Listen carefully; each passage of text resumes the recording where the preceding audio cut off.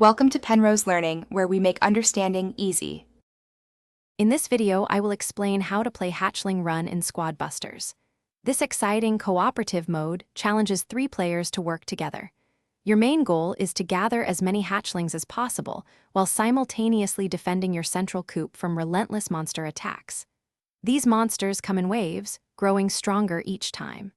Successfully collecting hatchlings earns you valuable coins, which can be used to expand your squad, and at the end, they convert into gems or special cosmetic items.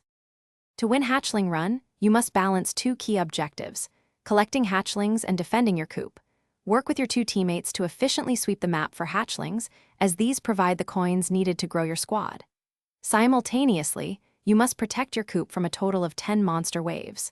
Clearing these waves quickly grants you bonus time, allowing for even more hatchling collection before the next attack begins. Teamwork is absolutely essential for success. Choosing the right units and employing smart strategies are crucial.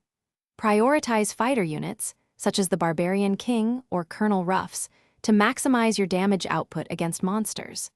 Speedsters like Hog Rider or Max are excellent for quickly collecting hatchlings across the map. Strategically place defensive structures like turrets and cannons to distract and damage incoming monster waves. Remember to fuse your units whenever possible to create stronger squads and manage your coins effectively for continuous growth. For advanced play, consider these tactics. In the tougher later waves, stick close to your teammates to share beneficial buffs and concentrate your damage. Avoid getting trapped in corners during monster assaults, as this can lead to your squad being quickly overwhelmed. Always time your hatchling returns to the coop carefully, ensuring they are deposited safely before the next monster wave spawns.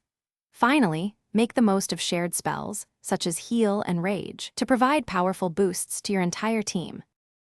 Thanks for watching. If this was helpful, leave a like and consider subscribing. See you next time.